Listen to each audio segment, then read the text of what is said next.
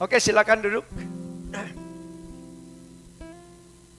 Shalom Bapak Ibu semua, Shalom. selamat malam. Senang sekali hari ini saya bisa berada di sini. Webinar bukan webinar DPP CMC. Tujuan dari webinar ini adalah meluruskan prasangka-prasangka buruk. Sebenarnya apa sih bahasa roh itu, dan bagaimana sih bahasa roh itu bisa ditafsir?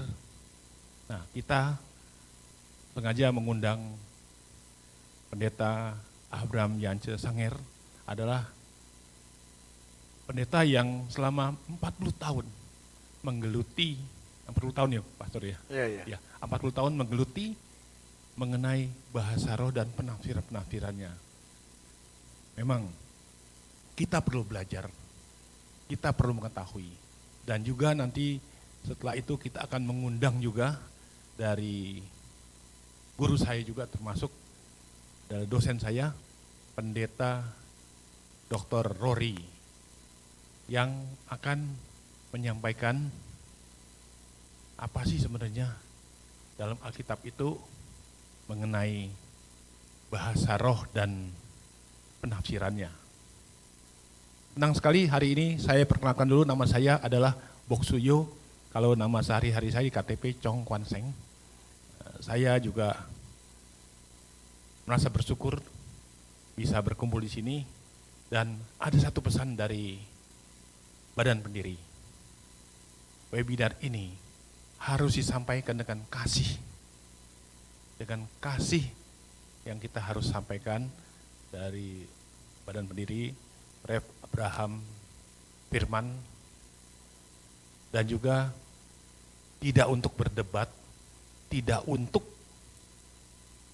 adu mulut, tidak untuk mencari pembenaran. Kita mengacu adalah bagaimana memuliakan nama Tuhan. Amin. Ya, Amin. Terima kasih. Sebelum kita mulai oper ke Pendeta Yance, kita nyanyikan dulu kasih. Bukan. Kasih. Lemah lembut. Ya, ayo silakan PL-nya. Ajarilah kami saling mengampuni. Ajarilah kami kasih-Mu ya Tuhan. Kasih-Mu kudus tiada batasnya. Ya, mari kita berdoa. Bapa kami yang di surga, Tuhan Yesus Kristus, kami sudah sampai Tuhan di tempat ini untuk memuliakan nama-Mu. Bimbinglah kami Tuhan dengan webinar ini, agar kami makin setia, makin memuliakan nama-Mu, dan makin percaya atas semua yang Tuhan sudah curahkan dengan Roh Kudus, dengan penafsiran-penafsirannya. Tuhan, bentuklah kami terus menjadi orang baik dan benar. Dalam nama Tuhan Yesus, saya berdoa. Amin. Ya, silakan Pendeta Abraham Yance untuk webinar presentasinya mengenai penafsiran dan Roh Kudus. Silakan. Terima kasih. Baik, shalom semua. Shalom untuk para rekan sekerja yang ada di CMC maupun yang ada di kelasi-kelasinya, yang mungkin saya tidak bisa sebut satu persatu karena kita juga waktunya tidak banyak. Ya, saya bersyukur dan berterima kasih, bersyukur kepada Bapak Yesus Roh Kudus, dan berterima kasih kepada Bapak Pendeta Bok Suyo yang menginisiasi acara ini. Ini bukan dari pihak saya, tetapi ya tentunya Roh Kudus yang menggerakkan. Beliau yang mempunyai kerinduan kerinduan untuk mengetahui pekerjaan-pekerjaan Roh Kudus lewat karunia-karunia. Betul ya Pak ya? Ya. Memang untuk memahami sesuatu yang baru, bagi orang-orang tertentu ini hal yang baru, padahal ini bukan hal yang baru. Karena gereja mula-mula ya memang seperti ini. Kalau kita lihat jemaat di Korintus, kita melihat jemaat di Efesus, kita melihat jemaat mula-mula, mereka hidup dituntun, dipimpin oleh Roh Kudus. Dan waktu Roh Kudus turun, Roh Kudus membawa karunia-karunia untuk menolong agar murid-murid Yesus dapat beroperasi dengan kuasa dan otoritas dengan karunia. Sebenarnya karunia itu, kata Tuhan, itu adalah teknologi. Bapak Pendeta Boksuyo. Sama seperti kita sekarang punya HP, mau motret, mau voice call, mau video call, itu teknologi. Karunia juga adalah teknologi kerajaan sorga yang diberi oleh Tuhan kepada jemaatnya, ya, kepada jemaatnya. Nah, baik, untuk itu tema yang diberikan oleh Boksuyo adalah karunia bahasa roh dan menafsirkan bahasa roh dapatkah dipelajari? Begitu ya. Saya berkali-kali memberikan, saya bilang bahwa tema itu harus kontekstual dengan ayat Alkitab. Saya bilang kan, saya kirim kepada Boksuyo misalnya contoh. Karunia berbahasa roh dan menafsirkan bahasa roh adalah tujuan diberikan oleh Tuhan untuk membangun jemaat. Ya, cuman Pak Boksuyo bilang, wah kurang menarik. Lalu ada beberapa, kemudian jadi tujuan-tujuan untuk apa sih bahasa roh ini? Ya, kalau kita lihat di 1 Korintus 14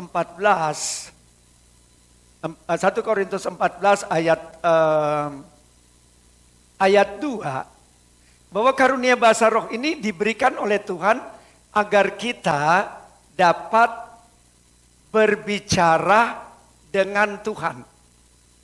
Jadi bahasa untuk berkomunikasi dengan Tuhan yang ditentukan. Jadi sama seperti pemudi kita zaman kemerdekaan dulu. Dulu ada Jong Java, ada Jong Ambon, Jong Sumatera, Jong Manado, terdiri dari berbagai macam bahasa. Mereka bersatu dan mereka berkata, kami putra-putri Indonesia, berbangsa satu bangsa Indonesia, berbahasa satu, berbahasa Indonesia. Jadi kita harus tahu dulu bahwa untuk dapat menghubungkan kita dengan sesama manusia, dengan melakukan apapun, bahasa adalah penting. Nah di sini 1 Korintus 14 ayat 2, siapa yang berkata-kata dengan bahasa roh? Tidaklah berkata-kata kepada manusia, tetapi kepada Allah. Jadi di sini kepada Allah. Jadi bahasa roh itu dibawa oleh Roh Kudus supaya kita yang tadinya hanya berbahasa Babel. Boksuyo setuju enggak kalau saya mengatakan bahwa semua bahasa yang ada di dunia ini bahasa Babel?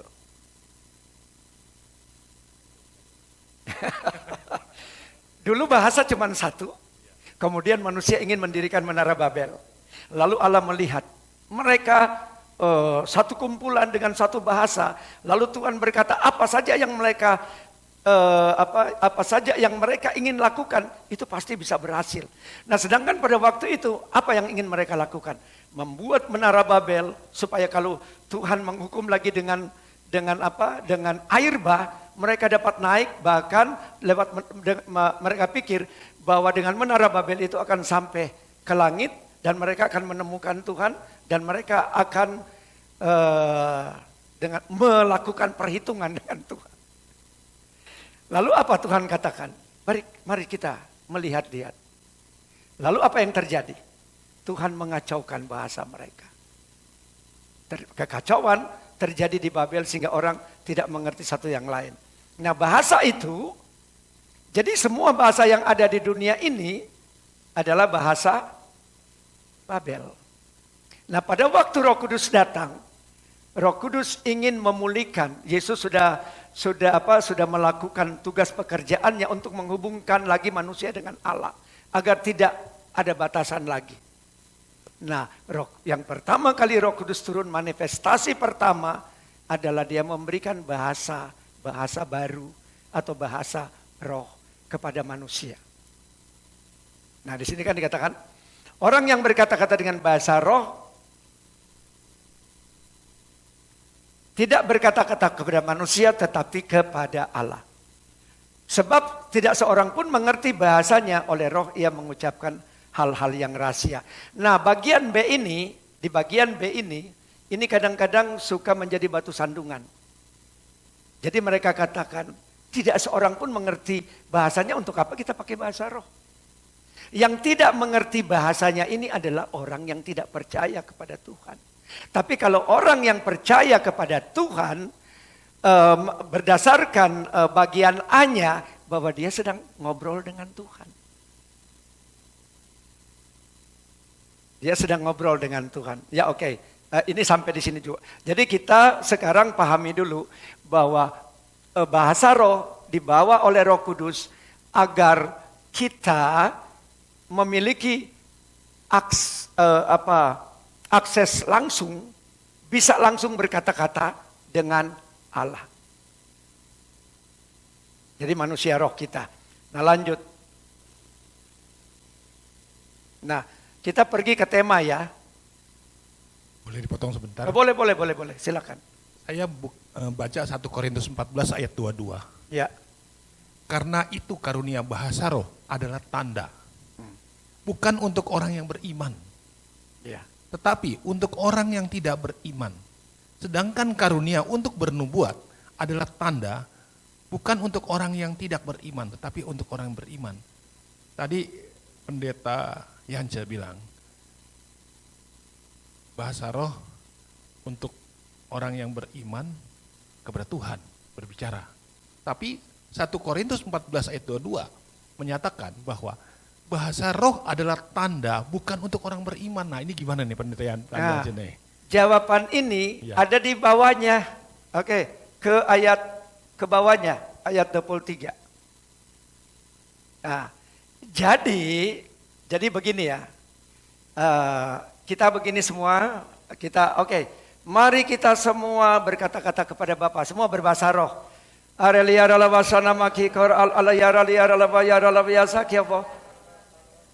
Masuk orang yang tidak beriman. Dia tidak mengerti kita sedang berbahasa apa.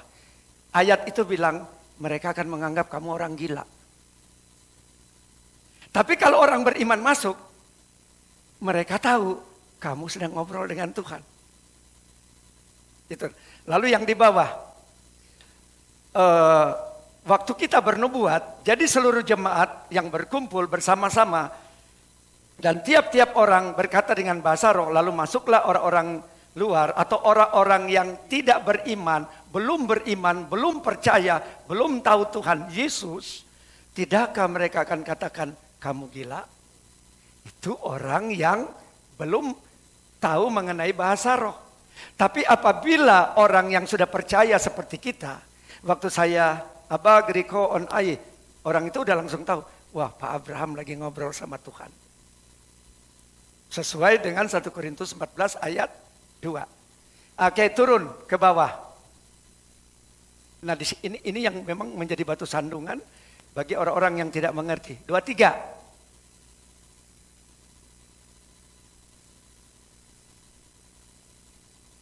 Ya. Oke, 24. Nah, ya. Nah sekarang orang masuk. Begitu dia masuk, dia duduk. Lalu kemudian ada bahasa roh yang bisa ditafsirkan. Nah, contohnya begitu dia masuk, lalu kemudian tiba-tiba seseorang berbahasa roh. I namdingro, I will kiasi, I heard to the empty nate doando. Lalu keluar kata-kata, aku tahu engkau anakku. Saat engkau datang di sini, engkau berbeban berat. Ada masalah, ada persoalan yang berat, yang engkau sudah hampir-hampir menyerah. Jangan takut anakku, serahkanlah segala bebanmu kepadaku. Karena hanya akulah yang dapat memperdulikan engkau. Nah ini lihat, tetapi kalau semua bernubuat, lalu masuk orang yang tidak beriman atau baru, ia akan diyakinkan oleh semua dan diselidiki oleh semua. Contohnya, puluhan ribu orang yang datang, dia orang Muslim, dia orang Buddha, dia orang dari semua agama yang lain. Begitu mereka datang ke tempat kami, orang itu nggak perlu memberitahu masalahnya apa. Begitu kita mulai menyampaikan dengan karunia berbahasa roh, menafsirkan bahasa roh sendiri, atau satu orang berbahasa roh, 2-3 orang menanggapi, atau seseorang berbahasa roh, seseorang menafsirkan bahasa roh. Puluhan ribu orang, semua apa yang ada di dalam hati mereka diselidiki, dan Tuhan membuka bahwa masalah kamu ini, persoalan kamu ini, sehingga apa? Mereka disembuhkan oleh Tuhan. Mereka dipulihkan oleh Tuhan. Dan salah satu cara untuk mengaktifkan karunia berbahasa roh dan menafsirkan bahasa roh. Jadi Tuhan memakai hamba-hamba Tuhan, Roh Kudus memakai mereka itu untuk menyampaikan pesan Tuhan. Makanya coba lihat. Contohnya Pendeta Meti dulu pernah didoakan kan? Iya. Pendeta Meti bisa merasakan sendiri itu perkataan Tuhan atau perkataan manusia. Ya. Jadi itu banyak pendeta-pendeta yang didoakan. Jadi semua apa yang Tuhan katakan dan nyatakan kepada mereka. Sampai orang-orang Muslim bilang begini sama saya dulu. Itu kok Bapak itu kayak dukun ya. Tahu yang ada di dalam. Lalu Tuhan bilang begini, Tuhan pernah mengajar, harusnya bukan pendeta seperti dukun. Kok dukun kayak pendeta ya? Karena harusnya pendeta yang ada Roh Kudus tahu semua masalah jemaatnya. Karena mereka akan menolong jemaat-jemaat mereka. Inilah kuasa yang harusnya dimiliki oleh setiap murid-murid Tuhan, oleh setiap hamba-hamba Tuhan, oleh setiap pelayan-pelayan Tuhan. Contoh, puluhan ribu orang, lalu kemudian saya di sini nggak cari jiwa kemana-mana, tapi semua mereka dibawa oleh Tuhan, dibawa dari Katolik, dibawa dari Buddha, dibawa dari Muslim. Kadang-kadang kalau saya menginjil, ada orang Muslim, lalu kemudian kita doakan, lalu kemudian berbahasa roh dan menyampaikan dalam bahasa roh, lalu Tuhan mengungkapkan ada di dalam isi hatinya. Loh kok Bapak tahu apa yang ada di hati saya? Ini Pak, saya pernah berdoa. Ini memang 10 tahun yang lalu saya pernah berdoa. Bukan kami Bu, tapi Tuhan Yesus mengasihi Ibu. Ah, ini dia ayat. Ini dia ayatnya. Ya, ini dia ayatnya. Jadi kalau misalnya kita kita semua orang anak-anak, orang-orang yang percaya. Dan kemudian kedua, fungsi bahasa roh adalah membangun iman di atas dasar yang paling suci. 1 Korintus 14 ayat 4 bagian A.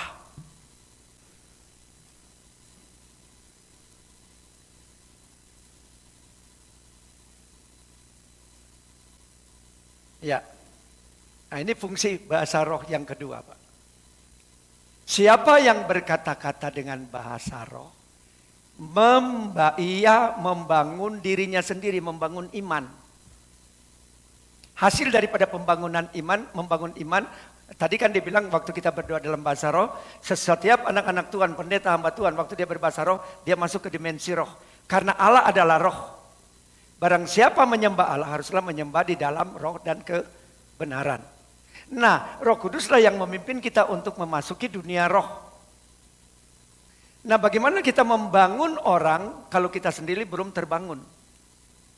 Ya, siapa yang berkata-kata dengan bahasa roh, ia membangun dirinya sendiri. Tetapi orang yang bernubuat, dia membangun jemaat.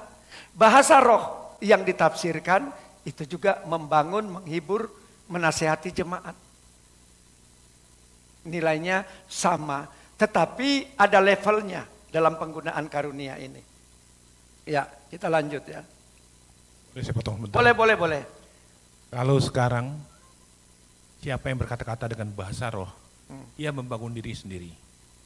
Tetapi jika yang bernubuat, ia membangun jemaat. Bagaimana kalau gereja yang bukan karismatik atau Roh Kudus? Belum sampai maksudnya, belum sampai. Belum sampai situ. Belum sampai di situ. Iya. Di dalam 1 Korintus 14 ayat 26. Nah, itu jawabannya ada di situ. 1 Korintus 14 ayat 26. Nah, inilah. Ini peraturan dalam pertemuan jemaat. Jadi bagaimana sekarang saudara-saudara? Bila mana kamu berkumpul, hendaklah setiap orang mempersembahkan sesuatu. Yang pertama, mazmur. Nah, ada orang misalnya contohnya begini. Ada dulu orang muslim, dia sudah jadi pendeta, Pak. Tapi dia belum sungguh-sungguh dengan Tuhan. Lalu kemudian saat dia minta didoakan, lalu seseorang hamba Tuhan mulai bermazmur. Hai anakku, aku tahu isi hatimu. Janganlah engkau bersandiwara di hadapan. Jadi dia bersandiwara minta didoakan, tapi tidak sungguh-sungguh, langsung nangis. Mazmur satu bagian. Kedua, yang lain pengajaran. Nah, Pak Boksuyo kan sering ngajar. Ibu Meti, para hamba-hamba Tuhan, pendeta-pendeta ngajar. Itu juga bagian dari membangun, bagian juga dari menasehati, bagian juga daripada menghibur, pengajaran. Satu bagian pengajaran. Dan semua gereja pasti mengajar umatnya, jemaatnya. Ya, oke, bagiannya pengajaran. Silakan. Lalu lanjut. Ada penyataan Allah. Yesus bilang di mana 2 atau 3 orang berkumpul di dalam namaku, di situ aku ada bersama dengan mereka. Bukan pernyataan tapi artinya Allah ingin menyatakan sesuatu kepada setiap anak-anaknya, setiap pelayan-pelayannya, setiap hamba-hambanya. Jadi Yesus itu nggak hadir di gereja, lalu kemudian dia cuma nonton kita memuji dan menyembah. Makanya perlu adanya karunia yang dibawa oleh Roh Kudus. Misalnya contoh begini, waktu lagi ibadah, lalu ada seseorang, aku melihat Yesus ada bersama-sama dengan kita di tempat ini. Dia bersama dengan malaikat Mikael dan dengan bala tentara, dengan pasukan-pasukan malaikat. Yesus memakai baju yang sangat indah, mahkota sangat indah. Nah, firman yang tadinya mati dan mematikan hadir jadi hidup. Aduh, Tuhan ada. Merinding pada orang. Penyataan. Lalu kemudian pada waktu saat orang didoakan, Lalu kemudian si pelihat itu lihat. Ada ular yang melingkar di pinggangnya. Yesus bilang, orang yang percaya kepadaku akan memegang ular. Ular itu iblis. Kita itu diumpamakan juga seperti pohon. Pohon bisa ada ular enggak? Oh bisa. Kita juga diumpamakan seperti rumah. Nah, bisa ada ular enggak di dalam kita? Bisa. Nah, lalu kemudian habis itu diambillah. Lalu kemudian semua apa-apa ikatan-ikatan diputuskan, dilepaskan. Nah, setelah itu orang itu apa? Dia merasakan kelegaan. Jadi pentingnya jemaat Tuhan ada karunia penglihatan, penciuman, karunia pendengaran. Nah, kebetulan di sini karunia ini banyak. Karena untuk itu seperti contoh, Bok Suyo kenal dunia roh, alam roh. Bok Suyo bisa lihat roh-roh, betul? Kenapa pendeta nggak bisa lihat malaikat? Apa yang terjadi? Tidak bisa lihat dunia roh Tuhan. Sementara praktisi dunia iblis mereka bisa tahu roh penuntunnya. Roh penuntunnya itu siapa, betul kan? Dukun-dukun bisa tahu. Jadi begitu seseorang datang, dukun itu tahu, dukun beritahu masalahmu, persoalanmu. Siapa yang memberitahu lewat dukun? Ya itu roh yang ada pada dukun itu. Siapa yang memberitahu orang yang punya masalah persoalan kepada kita? Ya Roh Kudus, Roh Tuhan. Lewat apa? Karunia. Nah makanya kan penyataan Allah. Jadi Allah yang hadir di tengah-tengah umatnya akan menyatakan apa yang ingin dia nyatakan. Lalu kemudian yang selanjutnya, karunia bahasa roh. Nah, ingat bahasa roh itu ada dua secara garis besar. Bahasa roh sebagai tanda orang percaya. Jadi semua orang begitu dibaptis Roh Kudus ada bahasa roh. Tapi itu bukan karunia. Tetapi sebagai warga negara kerajaan sorga Roh Kudus beri bahasa roh. Yang kedua, bahasa roh karunia. Nah, bahasa roh karunia ini ditentukan oleh Roh Kudus.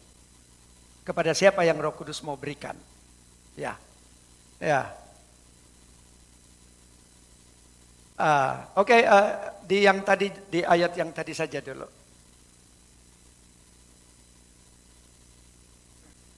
Baru yang selanjutnya, karunia untuk menafsirkan bahasa roh.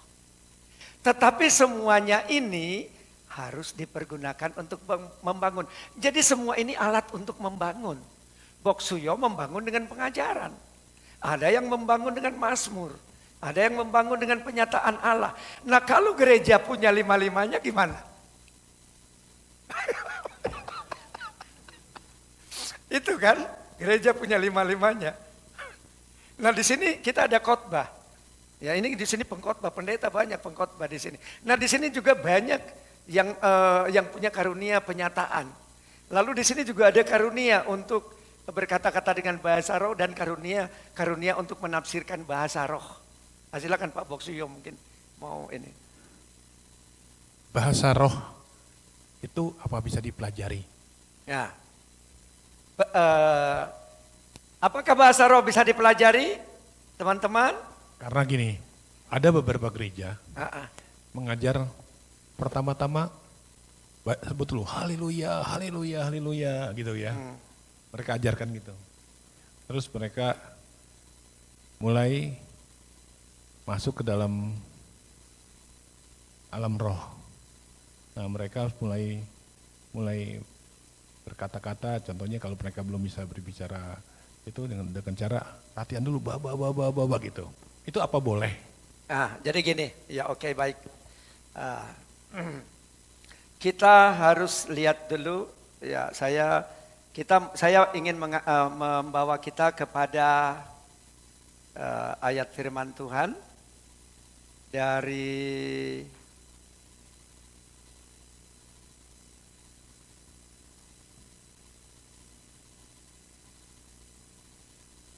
Yohanes pasalnya yang ke-14 ayat 18. Yohanes 14 ayat 18 sampai 26. Nah, di sini lihat.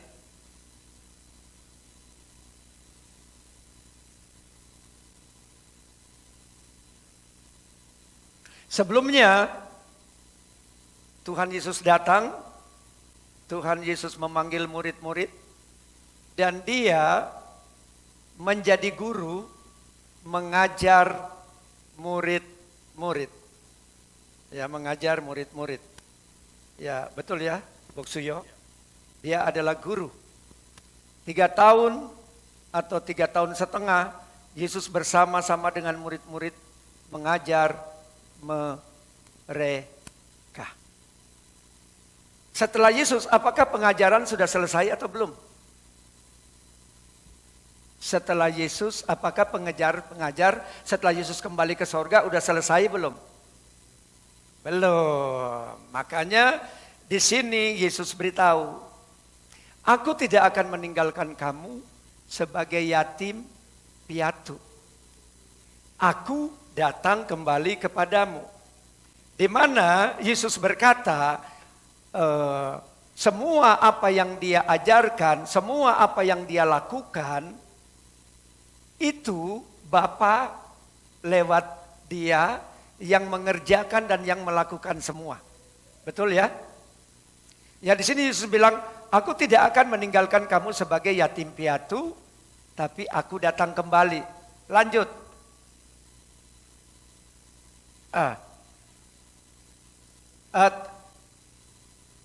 Oke. Sebentar ya.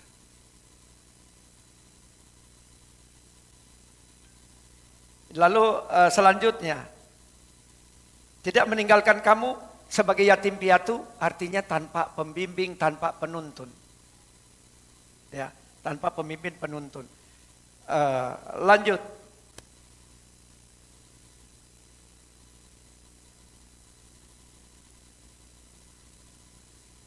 Lanjut ke ayat 26.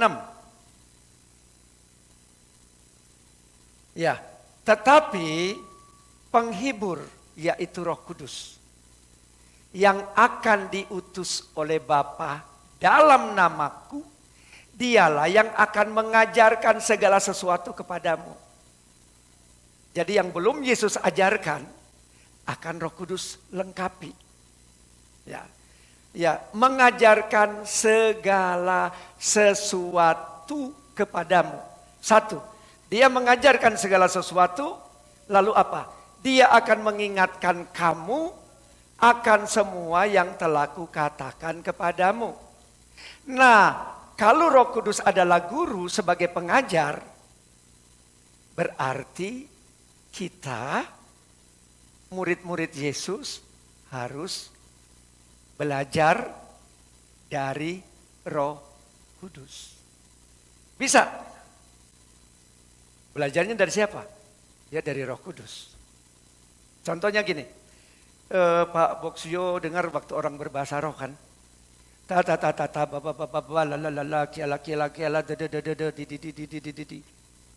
Waktu saya dibaptis Roh Kudus, saya cuman ada 2 patah kata. Kosta. 1 bulan, 2 bulan, kosta. Kok lama bener? Ya, waktu itu saya ke sekolah naik angkot, kosta. Pulang di rumah kosta. Tapi saya nggak pernah berhenti. Tapi saya belum tahu bahwa saya bayi yang sedang belajar berkata-kata. Nah, tetapi saya diajar oleh Tuhan, jangan berhenti. Terus berkata-kata. Karena setelah pemahaman lebih saya terima, ternyata saya sedang menggali untuk meletakkan fondasi. membangun, meletakkan fondasi. Taat kepada firman Tuhan. Karena orang yang berkata-kata dengan bahasa roh sedang berkata-kata dengan Tuhan. Walaupun hanya satu kata, tapi dia sedang berkata-kata dengan Tuhan. Contoh, bayi untuk memenuhi seluruh kebutuhannya cuman punya satu bahasa, nangis. Dia lapar, nangis. Orang tuanya, lupa, belum dikasih susu. Lalu kemudian nangis, buang air kecil, digantiin sama orang tua. Pokoknya, nah begitu juga mereka, tata, bapak, didi, la, bayi. Nah tapi mereka tuh harus terus, 1 Korintus 14 ayat 4, membangun dirinya sendiri, imannya sendiri. Atau dengan kata lain membangun rohnya. Nah, setelah itu bisa kita belajar dari Roh Kudus. Contohnya begini. Waktu kita sedang berkata-kata dengan bahasa roh, berarti kita masuk ke dimensi roh. Sesuai dengan firman Tuhan yang berkata, jikalau aku berkata-kata dengan bahasa roh, maka rohkulah yang berdoa. Manusia roh. Coba tampilkan ayat itu. Tetapi akal budiku tidak turut berdoa. Jadi kita bisa beraktivitas secara roh, kita bisa beraktivitas secara akal budi. Ini saya potong sedikit. Bahasa roh adalah bahasa antara kita sama Tuhan berbicara. Betul.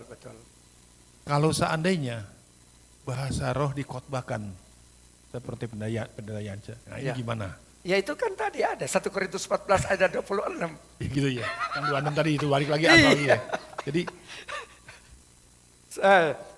nah di situ peraturan dalam pertemuan jemaat, ya, ini ya kepalanya. Peraturan, justru saya melakukan apa yang firman Tuhan suruh. Tuhan jalankan, bukannya action aja ya. Oh bukan. Jadi memang sudah sesuai firman dari Tuhan. Firman Tuhan. Betul. Bukan dibikin-bikin, bukan gini rekayasa. Bukan rekayasa gini. Wah, saya kelihatan lebih hebat di pendeta nih. Enggak, Soalnya berkhotbah dengan berbahasa roh gitu ya. Tidak. Orang-orang lain kan tidak nih. Maaf ya. Ini kita berasumsi dulu. Iya. Nah, ternyata memang ada dalam ayat untuk berkumpul hendaknya tiap-tiap orang mempersembahkan sesuatu. Itu dia. Seorang. Nah, ini semua ya. Iya. Oke. Jadi 5 elemen kan. Yang pertama apa? Bermazmur. Bermazmur. Ya, bermazmur itu contohnya begini, coba nyanyikan.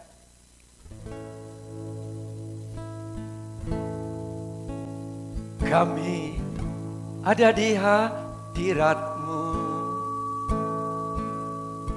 Ikuti, kami hadirat-Mu. Kami umat-Mu.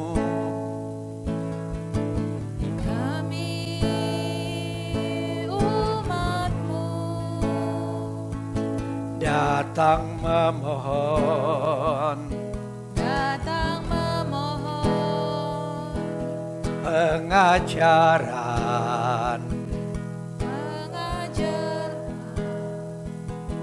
darimu. Jadi doa memohon agar Tuhan yang mengajar kita. Kita sekarang sedang diajar lewat inisiasi dari Pak Boksuyo agar lebih lagi. Oke, lanjut. Jadi ini 5, lalu kemudian penyataan. Lalu kemudian berkata-kata dengan bahasa roh.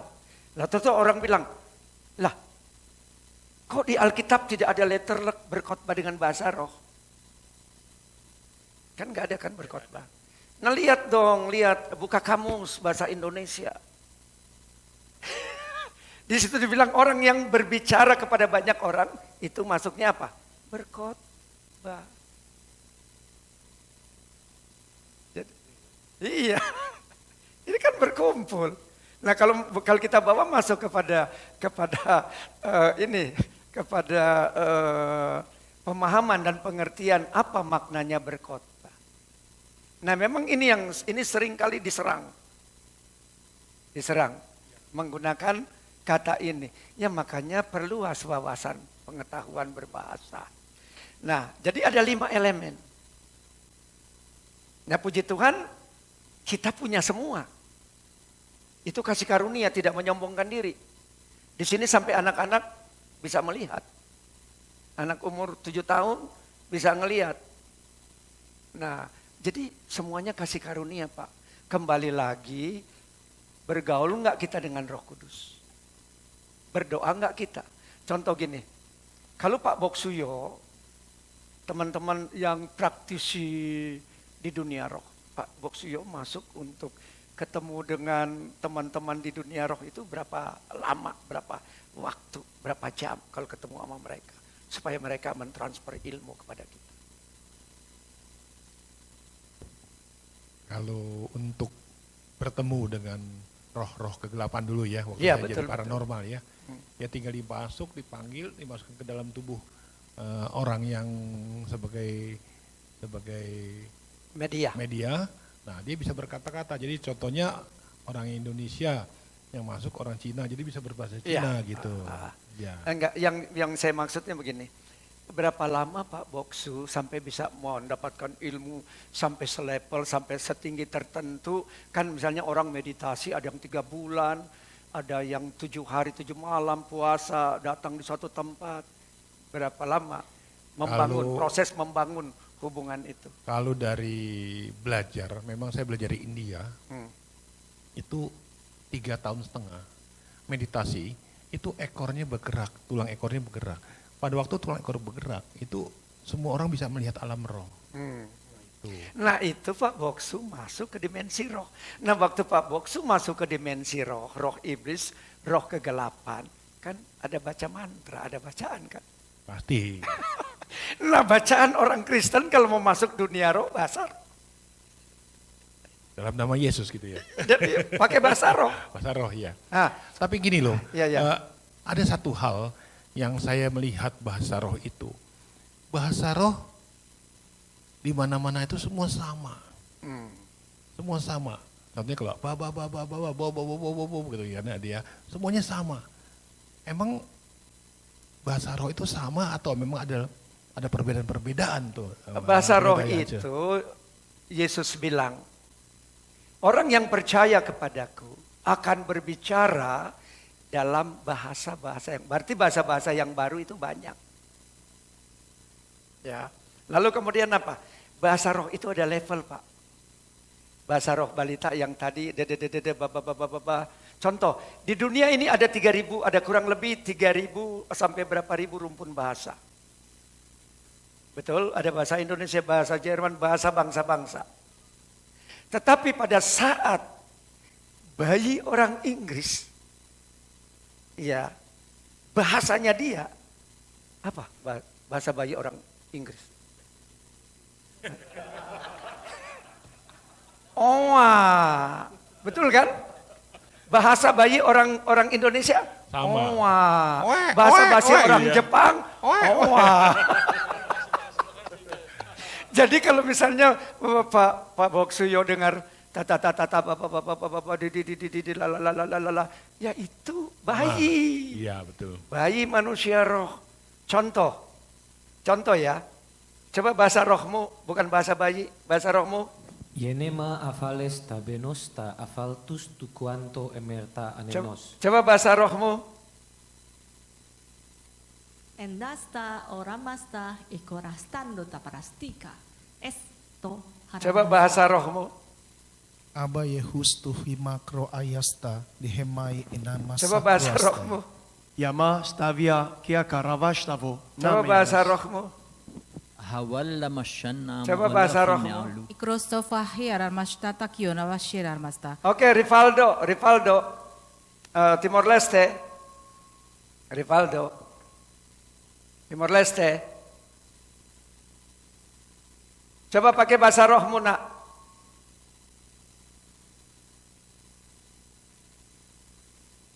Suaranya nggak ada. Suaranya dibuka dulu. Ya coba. Ada enggak?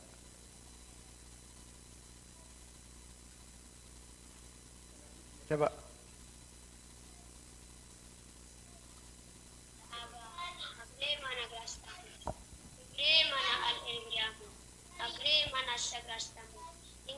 Ini anak-anak Pak. Tapi bahasa rohnya dia bagus, enggak ada dada lalalala.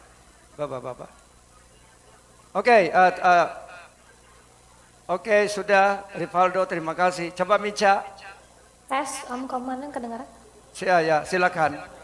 Rita faltur amos krelaya fasalagri ade sera fesos tamarturia fel u agal krelaya fena hemora fesora latas tafaltura de kaferusha samona tralaya. Ya oke, sudah terima kasih. Jadi di saya itu enggak ada Pak yang bapak-bapak dada lalalala. Anak-anak juga bahasa roh mereka bagus. Jadi bahasa. Nah kalau dia dada lalalala bapak-bapak itu sudah bahasa belum? Belum. Baru. Iya. Ya. Oke. Jadi tadi kan jadi bagaimana caranya setelah mereka dibaptis oleh Roh Kudus? Mereka harus banyak berbicara. Oke, tadi mana ayatnya? Jikalau aku berkata-kata dengan bahasa roh, maka rohkulah yang berdoa.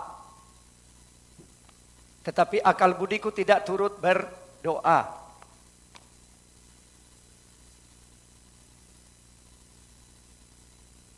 Saya potong dikit ya, Boleh. Pastor ya. Dalam 1 Korintus 14 ayat 13. Ya. Karena itu, siapa yang berkata-kata dengan bahasa roh, dia harus berdoa supaya kepadanya diberikan juga karunia untuk menafsirkan. Nah, saya lihat dari semua berbahasa roh tidak berdoa dulu, gimana nih? Oh, maksudnya begini. Jikalau kamu, ini di jemaat ya, ini di jemaat. Nah, ini di jemaat. Bahwa bahas orang yang berkata-kata dengan bahasa roh itu kan ngobrol sama Tuhan. Dia ngobrol sama Tuhan. Oke, ini dulu tadi, ya, ini nih, lihat dulu. 1 Korintus 14 ayat 14. Sebab jika aku berdoa dengan bahasa roh, maka rohkulah yang berdoa, manusia roh kita yang berdoa. Tetapi akal budiku tidak turut berdoa. Jadi kita bisa, Yesus bilang Allah itu adalah roh. Barang siapa menyembah, haruslah menyembah di dalam roh dan kebenaran. Jadi waktu kita sedang saya sedang menyembah, roh saya sedang menyembah. Jadi roh, bahasa roh. Kalau saya ku memuji engkau, akal budi. Ya. Oke, akal budi. Nah, oke, kembali lagi ke ayat yang tadi Pak Boksuyo tanyakan. Jadi bahasa roh yang kita harus tafsirkan supaya kita berdoa. Jadi gini, contohnya,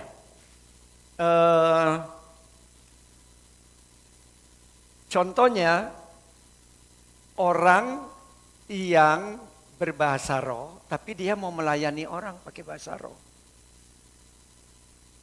Ya, mau melayani orang pakai bahasa roh. Enggak datang kan misalnya ada orang zaman dulu saya seperti itu. Zaman dulu sebelum saya mendoakan orang, saya pakai dulu bahasa roh saya.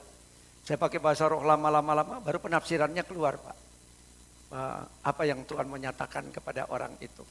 Nah, jadi kita bisa jadi gini, kalau kita belum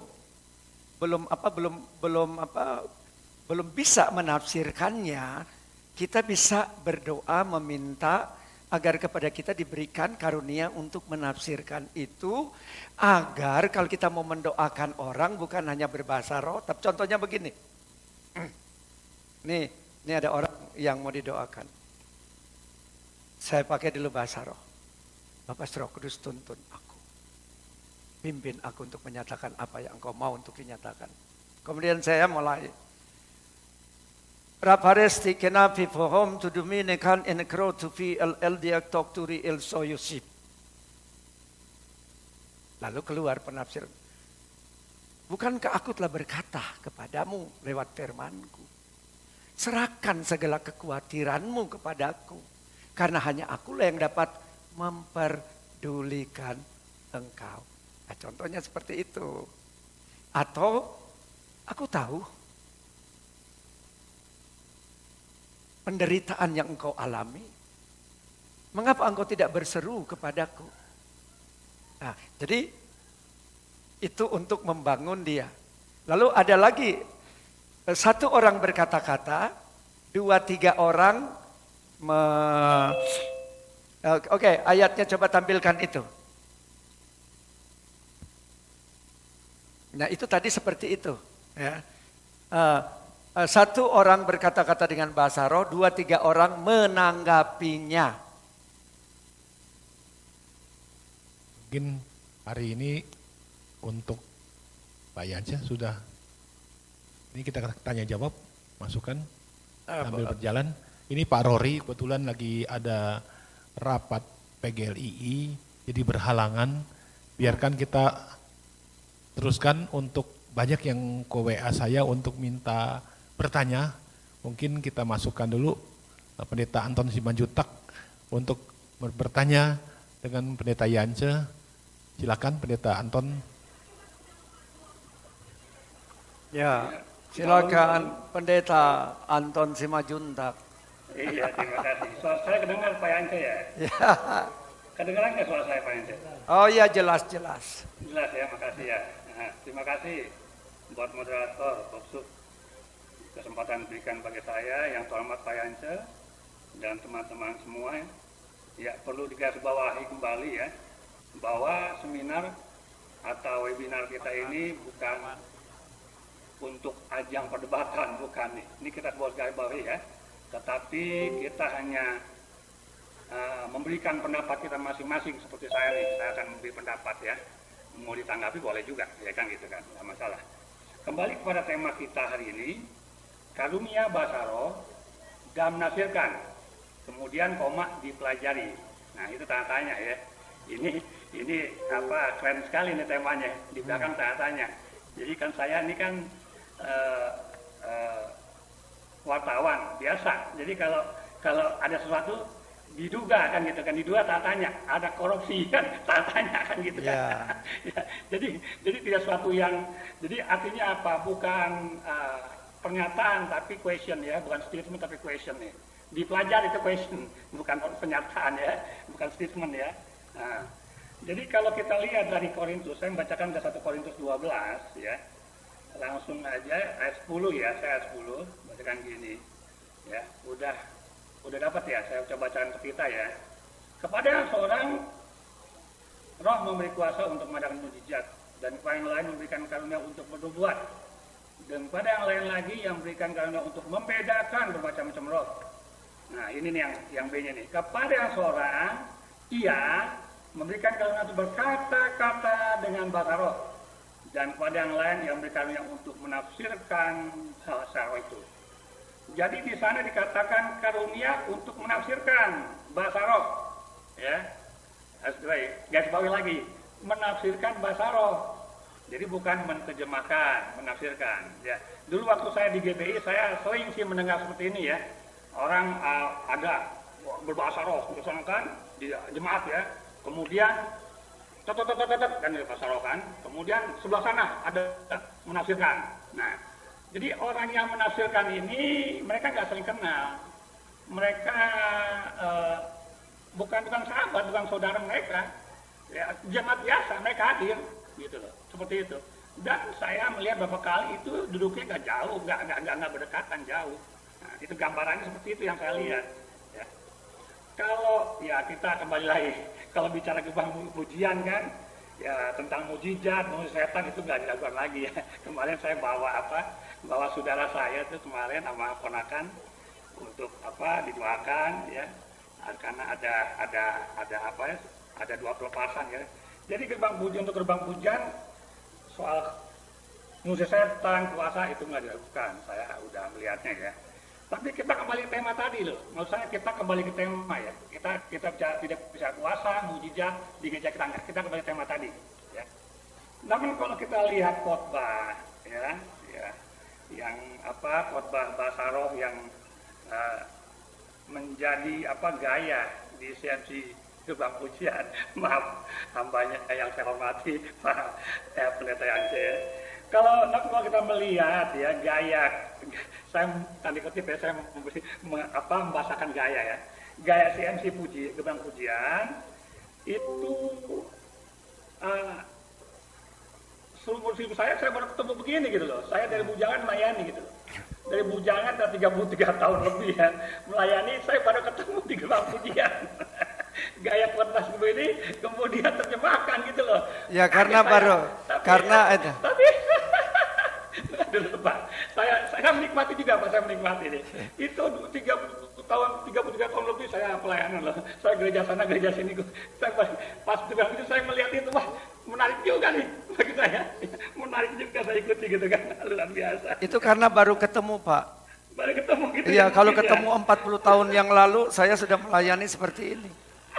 Gitu ya. Saya punya nanti ada cuplikan ya. Iya gitu ya. Itu Jadi, dari sejak dulu gitu ya. ada penafsir di tempat saya itu banyak. Gitu ya. Orang yang berkarunia roh juga banyak. Iya. Jadi bukan hanya saya. Nah, Ya, gitu ya. lalu pertanyaannya kan gini, pertanyaannya belum selesai Pak Yance, maaf Pak Yance. Iya. Boleh saya lanjutkan ya Pak? Iya, jadi bagi saya ini barang baru gitu ya. Iya. Silakan Pak Anton, langsung aja pokok persoalannya. Ya silakan. Ya, kalau menurut pendapat saya, apa yang dilakukan oleh hambanya Pendeta Yance ya, dan pendamping khotbahnya, biasa pendamping khotbahnya pakai pin kan gitu kan. Pendamping khotbahnya kalau kita lihat itu ya, pendapat saya, maaf kalau salah, ya itu bukan menafsirkan tapi menerjemahkan. Saya melihatnya ini menafsirkan menerjemahkan nih. Karena kalau menafsirkan tadi yang di gereja kan, ini jadi iramanya sama. Ini ngomong ini, kalimatnya ngomong ini ngomong ini, durasinya hampir sama dan kalimat sama gitu loh. Saya melihat ini menafsirkan apa menerjemahkan tadi dulu gitu kan. Ya kalau menafsirkan ada di Alkitab, menerjemahkan saya cari-cari nggak ada gitu kan. Ini mungkin bisa Oke. Pak ya. Oke, jangan panjang-panjang nanti waktunya habis. Ya silakan Pak Anton, sudah ya. Ada yang lain lagi? Saya suka bertanya soalnya. Jadi gini, jadi begini, kita satu dulu Pak. Ya, oke. Yang tadi Pak Anton bilang kita sudah kupas bahwa itu insidentil. Ayatnya itu seseorang berbahasa roh, 2-3 orang menanggapi. Itu insidentil.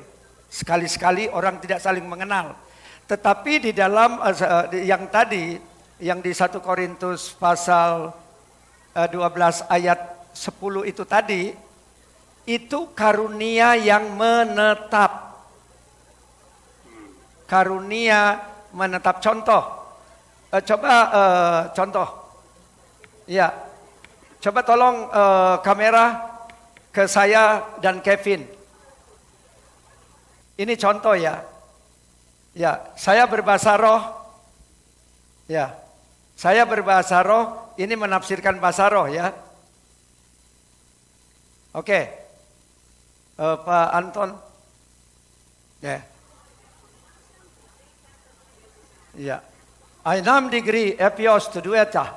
Tetapi pada saat ini biarlah penuh sukacitamu Hadegri kro who have anything. di dalam anugerah dan kasih karunia Bapa Yesus Roh Kudus. Alhim egreosofa. Yang ada di tengah-tengah umatnya, yang ada di tengah-tengah gerejanya. Ini itu. Supaya kasihmu menjadi penuh akan Kristus. Oke, selanjutnya Anton, yang selanjutnya Yana Gebi.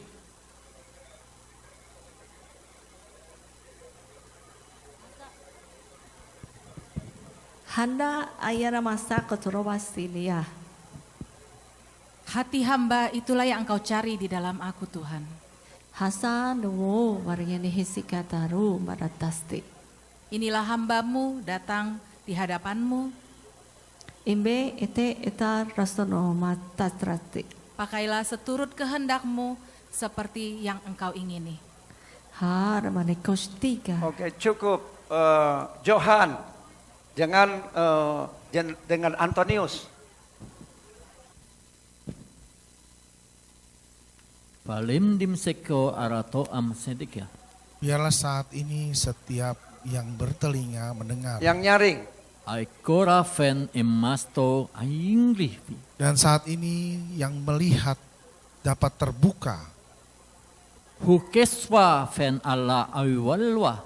Agar engkau dapat melihat satu hal yang sudah Allah nyatakan di dalam setiap manusia. Ginohainim innekainos.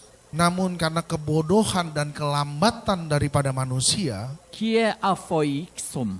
manusia dapat mengaksesnya terlambat.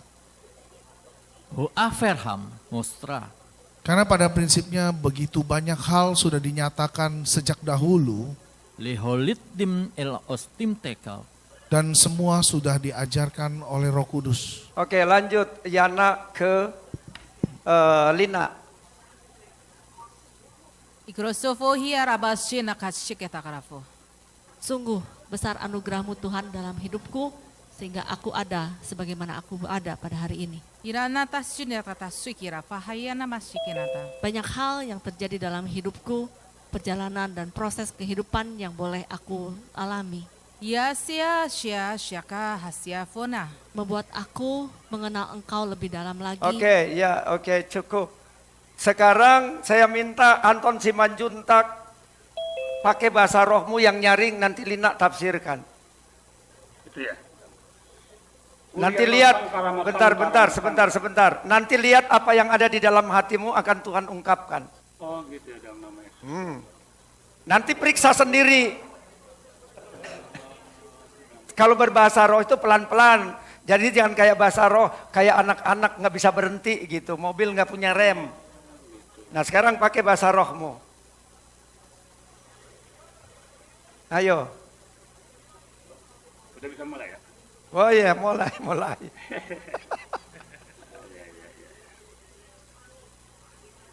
Uria masangkara masikira masanta. Tuhan, sudah sekian lama aku bersama Engkau dan melayani Engkau. Betul. Nama rasanta ramakisu ramasanta.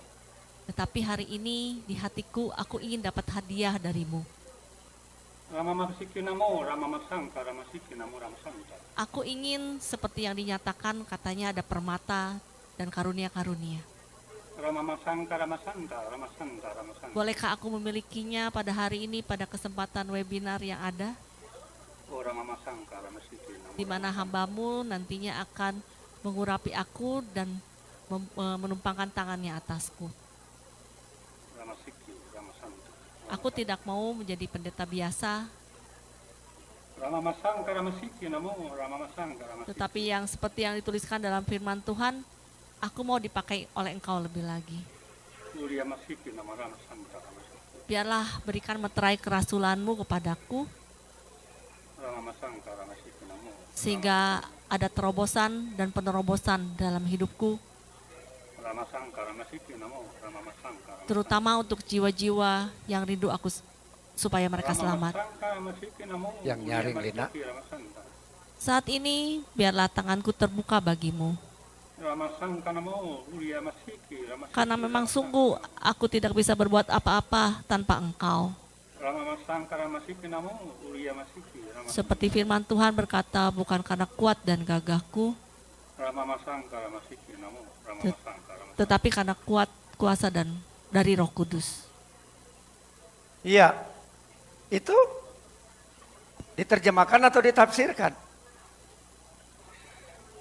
Apa yang engkau rasakan? Yes. Nah, apa mau dites dengan penafsir lain? Ya oke. Nah, ini gunanya untuk webinar memang. Lanjut. Supaya semua lebih jelas dan lebih Itu yang kau mengerti. inginkan, tidak ingin jadi seperti pendeta biasa.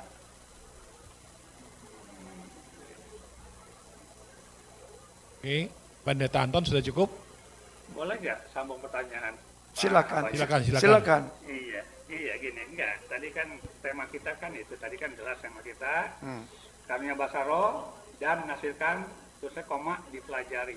Ya. Itu tanya tuh, dipelajari kan gitu kan. Nah, ini timbul pertanyaan lagi nih. Dari pertanyaan timbul pertanyaan. Jadi, apakah yang dimaksud apakah orang lain selain teman-teman kita yang ada di gerbang pujian bisa nggak menerjemahkan atau menafsirkan tadi? Karena saya belum pernah lihat gitu loh. Iya, Saya belum oke. pernah lihat yang seperti itu kan gitu Iya. kan. Nah, apakah Iya. bisa pelajari? Tadi ada statement daripada apa? Dari hambanya Pak Yance, belajar dari Roh Kudus. Belajar Betul. Roh Kudus itu mesti titik ya, jangan koma. Kalau koma gini, belajar dari Roh Kudus tapi dituntut oleh hambanya, repot lagi. Jadi begini Pak, Iya. setelah kita dilahirkan oleh Roh Kudus, kita tidak bisa lepas dari Roh Kudus. Karena Roh Kudus di dalam Alkitab adalah ibu yang melahirkan manusia roh kita. Coba tolong, makanya Yusuf bilang, aku tidak meninggalkan kamu yatim piatu. Artinya apa yatim piatu? Tidak berbapak, tidak beribu. Betul? Apa yang dilahirkan dari daging adalah daging, apa yang dilahirkan dari roh besar, Roh Kudus adalah roh atau manusia roh. Coba ayatnya tolong ditampilkan. Apa yang dilahirkan dari daging, jadi kita ini melewati dua proses kelahiran. Kelahiran daging dilahirkan oleh ibu insani kita, kelahiran yang kedua, kelahiran yang dilahirkan oleh Roh Kudus. Oke, silakan tampilkan ayatnya. Ya. Jawab Yesus kepadamu, aku berkata kepadamu, sesungguhnya jika seorang tidak dilahirkan dari air dan roh, ia tidak dapat masuk ke dalam kerajaan Allah. Lanjut, apa yang dilahirkan dari daging, manusia lahiriah adalah daging. Gitu kan? Apa yang dilahirkan oleh Roh Kudus adalah roh. Nah, manusia roh, Pak. Nah, di dunia kegelapan kan gitu ada juga itu. Sehingga kita bisa masuk kepada dimensi roh. Oke, lanjut. Pak Anton. Nah, manusia roh yang dilahirkan itu kan bayi, Pak. Makanya Pak Anton dengar mereka dada baba dudu. Bagaimana cara mereka belajar? Nah, Yesus bilang kan, apabila Roh Kudus datang, ia akan mengajarkan engkau tentang segala sesuatu. Salah satunya, Roh Kudus akan menuntun engkau. Bagaimana caranya? Kita diajar oleh Roh Kudus. Nah, saya berbicara dalam bahasa roh bukan cuma 2-3, bukan hanya 2-3 jam, 4 jam, 5 jam, 6 jam, 7 jam, 8 jam. Nah, dulu contohnya begini. Waktu kita berbahasa roh, kosta. Terus tiba-tiba kosta, degra, nambah. Degra, namne, nambah lagi, namne, sangga koya, nambah lagi, sangga koya. Itu kita belajar dari Roh Kudus, latih. Mengapa orang bahasa roh, dari mulai dibaptis Roh Kudus, dari mulai dia dibaptis Roh Kudus, umur 10 tahun sampai sudah 50 tahun, sampai kembali kepada Bapa, dada, lala, jadi dada terus, baba, terus. Karena nggak pernah dipakai. Contoh, mengapa bayi tidak pernah berhenti mainkan lidahnya? Bayi aja dia sudah tahu secara alami. Oh, dia dituntun secara alami bahwa dia harus melatih lidahnya. Baru mulai papa. Coba kalau misalnya anak kita, anak Pak Anton, begitu dia mulai papa, dia berhenti. Seumur hidup sampai gede papa terus yang dia ngomong. Nah, manusia roh juga sama. Tapi kalau dia pakai terus berjam-jam, dia belajar berjam-jam. Nah, anak-anak kecil kan kenapa cerewet? Nah, bayi-bayi roh juga harusnya cerewet, pakai terus bahasa roh. Sehingga dia akan bertambah-tambah, akan semakin menjadi dewasa. Ini ada pertanyaan dokter. Oke, iya. Pertanyaan begini. Ya, sama-sama, ya. Ya, pertanyaan begini. Roh Kudus berarti bisa mengajar kepada kita untuk berbahasa roh. Nah. Tapi dalam satu pengertian, berbahasa roh adalah Roh Kudus yang dalam tubuh kita berbicara dengan Tuhan. Bukan kita yang berbicara. Roh Kudus yang dalam tubuh kita berbicara sama Tuhan. Nah, ini bagaimana pengertian ini? Oke, kembali lagi ke ayat yang tadi. Jika aku berdoa dengan rohku, Ya, tolong kasih ayat untuk keluarga kita. Ya, bagus ya bagus. Orang bertanya kan berarti ingin mengerti. Jika aku berdoa dengan rohku, rohkulah yang berdoa. Ayat. Halo. Ya, ini sebab jika aku berdoa dengan bahasa roh, nah ini apakah Roh Kudus? Roh kita manusia roh, bukan Roh Kudus, tapi kita akan dituntun oleh Roh Kudus. Jadi Coba. berarti bahasa itu adalah bukan bahasa Roh Kudus, bahasa kita bahasa roh. Bahasa manusia roh Kita berbicara dengan Tuhan, dengan Roh Tuhan, Kudus. iya betul. Oke. Maka rohkulah yang berdoa, atau manusia rohku sedang berkata-kata kepada Allah.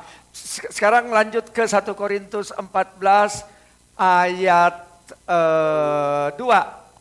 Kita balik lagi. Jadi memang harus dibolak-balik supaya matang, kalau enggak mentah sebentar. Ya, lihat. Siapa yang, bukan Roh Kudus yang, siapa yang berkata-kata dengan bahasa roh. Jadi siapa itu siapa? Kita, iya. Itu. Tidak berkata-kata kepada Jadi manusia. kita Pak, nah tetapi yang dia tanyakan itu ada di Roma 8 ayat 29.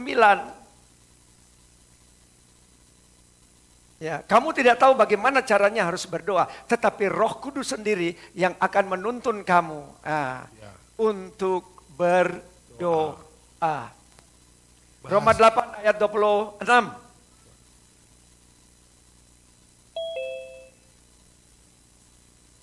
Nah, demikian juga Roh membantu kita dalam kelemahan kita.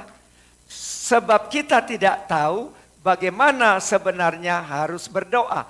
Tetapi Roh sendiri berdoa untuk kita kepada Allah dengan keluhan-keluhan yang tidak terucapkan. Ini konteksnya berbeda. Kita masuk kepada program Roh Kudus. Artinya kalau kita berdoa dalam Roh Kuduslah yang menuntun kita. Tetapi kita yang harus aktif. Ya. Ini ada pertanyaan. Ya, tanya Roh tadi Kudus. udah cukup jelas Cukup, belum yang terima tadi? kasih. Ya. Ada satu pertanyaan lagi dari pendeta satu nih. Bahasa Roh Kudus dengan bahasa malaikat apakah sama? Karena Paulus bisa berbahasa malaikat. Nah, bahasa malaikat, nah makanya saya sudah pernah khotbah 7 tingkatan bahasa roh. Bahasa malaikat 1.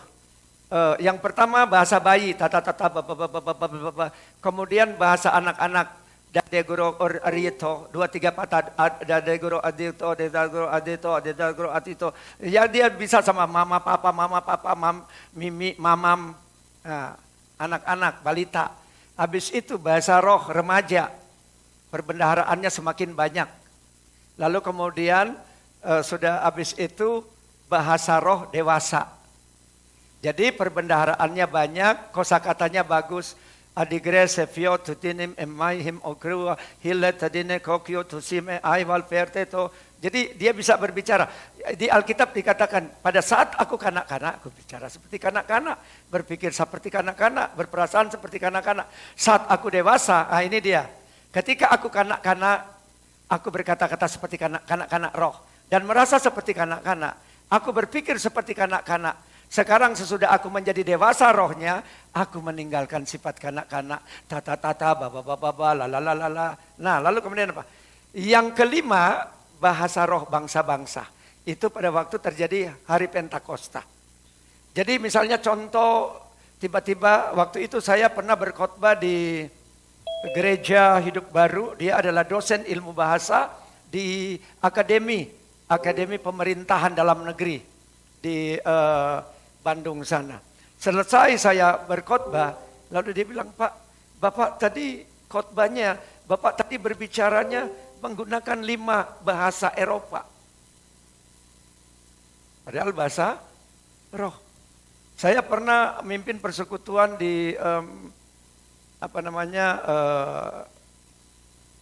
ada apartemen di belakang hotel Indonesia. Saya pakai bahasa Indonesia, lalu kemudian bilang, Pak, ini Bapak lulusan sekolah bahasa dari mana Pak? Loh, kenapa? Bahasa Inggris Bapak luar biasa. Saya bilang, saya kan pakai bahasa roh. Tapi dia mendengarnya bahasa Inggris. Waktu itu saya lagi ngusir setan nih. Tiba-tiba itu roh itu ngomong, kita nggak tahu bahasanya. Lalu kemudian saya bilang begini, nah loh, siapa yang ngerti bahasanya? Karena kadang-kadang kalau kita ngusir setan, kita harus tahu dia dari mana. Siapa dia? Itu adalah kelemahan. Lalu kemudian apa? Setelah itu, tiba-tiba saya bilang, saya dengan iman, saya bisa. Tiba-tiba saya ngomong sama iblis itu, dan dia ketakutan, dia gemetar, kemudian dia pergi. Lalu kemudian pendeta itu ngomong sama saya, loh Bapak berapa lama tinggal di Sangirta Laut? Lah kenapa? Loh kan tadi Bapak pakai bahasa Sangirta Laut. Ini mujizat dari, itulah bahasa bangsa-bangsa. Itu. Nah sekarang bahasa malaikat, anak Tuhan itu, lalu kemudian cek one, lalu kemudian yang ke-6 yang dia bilang tadi itu bahasa malaikat. Bahasa, Paulus bisa bahasa malaikat, contoh bahasa malaikat ya. Saya ingin memberi komando kepada malaikat untuk ini pergi ke suatu wilayah. Grace Fording in Netting Compute Degree. Pada saat ini malaikat-malaikat divisi kebenaran pergilah ke wilayah-wilayah di China. Hayok Kyukri, Saim, Maim, Imenum. Bukalah jalur-jalur penginjilan, bangun benteng-benteng pertahanan. Alo Greg, Pre, Susam Osesem. Bawakan asupan-asupan makanan bagi malaikat-malaikat yang ada di sana yang bertahan. Hati Grigren Dan Desonos. orang-orang percaya yang ada di wilayah China. Lina, Regregring Compium Doinen.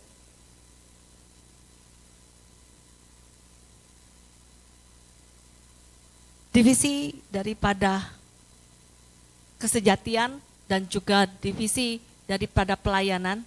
Hanohir, Flying, Season I know to them. Bawakan peralatan dan perlengkapan yang dibutuhkan. Refresh I etero. Bawakan Alkitab, bawakan makanan, bawakan madu, bawakan anggur.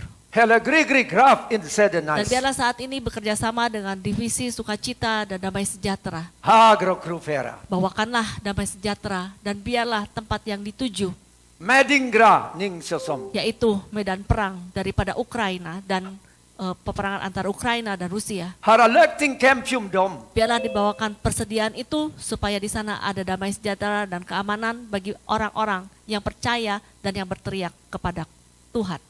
Ya, ini bahasa malaikat. Ya ini Memberi pertanyaannya komando kepada malaikat. sudah dijawab semua nih. Ya. Sampai ke Ukraina, saya belum tanya sudah dijawab juga.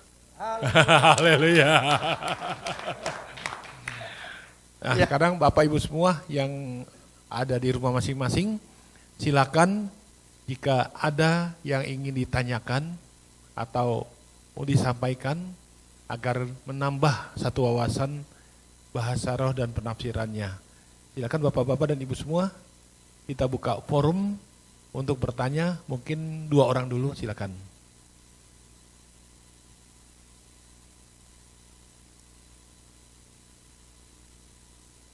Ya silakan kalau ada yang mau bertanya tinggal resen nanti dibuka mute-nya. Ada yang mau bertanya?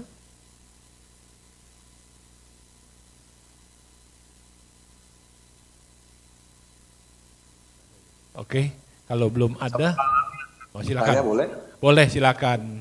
Iya. Saya Frankie Waluko. Saya mau bertanya untuk bisa berbahasa roh, apakah kita kan sudah pernah membaca di Alkitab tentang yang pencurahan Roh Kudus, bagaimana murid-murid itu berbahasa lain, tapi itu ditandai dengan lidah-lidah api dan angin. Itu yang saya mau tanyakan, apakah kejadian itu hanya terjadi di saat itu, di saat diceritakan di Alkitab, atau pada zaman sekarang juga ada seperti itu? Terima kasih. T1. Dengan Pak siapa tadi namanya? Frankie Maluku. Oke, Pak. Sama-sama Manado Jo. Sama-sama Manado Jo. Iya, orang Manado, Kang. Kita juga orang Manado. Jangan baku hantam.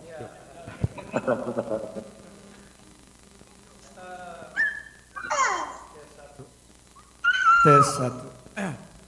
Jadi fenomena Pentakosta, apa yang ditulis oleh Alkitab di dalam Kisah Para Rasul itu dikatakan pada waktu pencurahan Roh Kudus, maka sekonyong-konyonglah.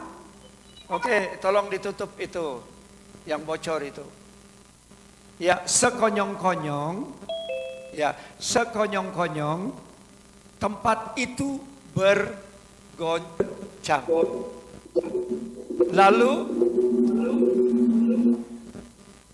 Lalu terlihatlah lidah-lidah api hinggap di kepala mereka.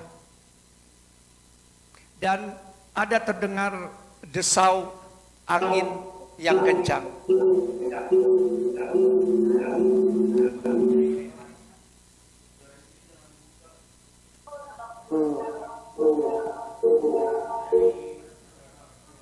Oke, Reha, tolong ditutup ininya, mic-nya, di mute.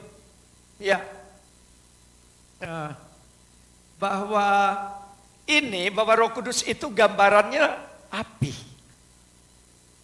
Gambarannya api. Dan kuasa. Seperti angin, Yesus bilang, engkau tidak tahu angin datang dari mana, dia hendak pergi kemana. Begitulah orang yang dilahirkan oleh Roh Kudus. Lalu kemudian tempat itu bergoncang.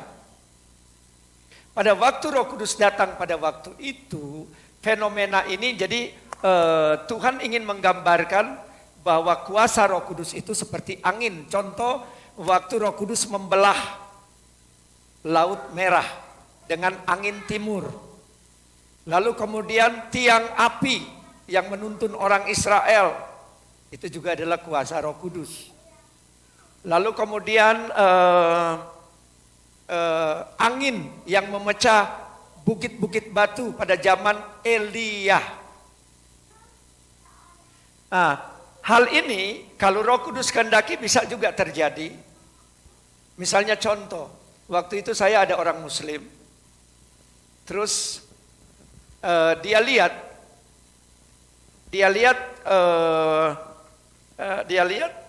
di kepala saya itu ada api yang sangat besar. Dia orang Muslim. Lalu ada juga di pada zaman-zaman orang-orang di gereja-gereja, tiba-tiba orang melihat gereja terbakar, orang mengambil air, mereka teriak bawa ember untuk memadamkan api yang sedang terbakar itu. Padahal itu adalah fenomena di mana Roh Kudus memanifestasikan sampai pada bentuk lahiriah. Bisa dan tidak selalu. Oke, saat ini dengarkan, saya akan membukanya dengan bahasa roh. Tuhan akan memberitahu. Greek neham in leidem. Manifestasi kuasa roh sampai hari ini tetap ada. Hanatagri seim in seim. Hanya bagaimana realitanya dapat dialami, itu adalah bagaimana Roh Kudus bekerja dengan bebas. Rekleo naem en zeis. Karena sesungguhnya tak tadim ketika Roh Kudus turun dengan berbagai macam tanda, hararigri ferferreah. Tanda yang paling utama adalah ketika Roh Kudus turun adalah mereka berbahasa lidah. Hayanamri prefersai. Seperti yang terjadi di dalam loteng Yerusalem. Henedeim immenionom. Ketika mereka mulai berdoa di dalam roh, pragrada krios. maka mereka mulai berbahasa-bahasa yang baru. Helonimri nainionom. Dan orang-orang melihat ada lidah-lidah api. Kru on to fien. Itu hanya bagian daripada manifestasi kuasa, bukan pribadi. Hayaril elfeyaris. Ingat, ada kuasa Roh Kudus, ada pribadi Roh Kudus. Proceeding naim empom. Kuasa Roh Kudus bermanifestasi lewat elemen-elemen. Parageteosi. Tapi pribadi Roh Kudus itu sendiri bermanifestasi lewat bahasa-bahasa. Hayanar al ileonom. Oleh karena itu lewat bahasa-bahasa itu, Karena Yenaim, setiap orang yang dilahirkan oleh Roh Kudus, Karta Dios Theo. sebagian besar mereka mengalami yang namanya menerima bahasa baru. Hayo cure on to fiends. Oleh karena itu ada 3 cara menerima baptisan Roh Kudus. Helena Deo, Menerima langsung secara pencurahan Krada Grikreo, dan dilakukan oleh pribadi Roh Kudus secara langsung termanifestasi seperti yang dikatakan. seperti yang di loteng Yerusalem. Menetegri Aiteosoi, Yang kedua, ketika Petrus berkhotbah maka orang-orang dipenuhi oleh Roh Kudus Haya Namra Grasa karena Cruz, mereka percaya akan pemberitaannya. Halono Orturie, Dan yang ketiga, lewat penumpangan tangan seperti yang dilakukan Paulus. Pragri DN Dan Enas, bagaimana Roh Kudus turun atas Paulus? Paulus menerima penumpangan tangan. Allegra Grigio, Jadi tidak selalu harus dengan manifestasi seperti di loteng Yerusalem. I and Rob, Karena firman Allah mencatat ada 3 cara menerima baptisan Roh Kudus. Velegras Tuaso, Dan pribadi Roh Kudus berbeda dengan kuasa Roh Kudus. Paras Adecteo. Jadi ini harus dipahami dengan benar. Amin. Oke, baca. Dan ketika Paulus menumpang tangan di atas mereka, turunlah Roh Kudus ke atas mereka dan mulailah mereka berkata-kata dalam bahasa roh, bahkan langsung bernubuat. Ya, oke, tadi Pak, itu tadi saya tambahkan dengan karena salah satu untuk membuka rahasia firman adalah dengan berbahasa roh dan menafsirkan bahasa roh. Tuhan sendiri yang berkata-kata kepada kita sebagai hamba-hamba Tuhan, kami hanya sebagai penyambung lidahnya saja. Baik, terima kasih, Tuhan memberkati. Terima kasih hambanya Pak Pendeta. Ya. Sama-sama Pak. Saya ada pertanyaan lagi dari WA. Kata Tuhan, kuduslah kamu sebab aku kudus. Tanpa kekudusan Allah tidak dapat melihat. Orang tidak dapat melihat Allah. Kata Tuhan, kuduslah kamu sebab aku kudus. Tanpa kekudusan orang tidak dapat melihat Allah. Roh Kudus di sini sama dengan kudus, benar-benar kudus. Dapatkah Roh Kudus masuk ke dalam orang yang tidak kudus? Karena keinginan daging adalah perseteruan dengan Allah. Ya, oke.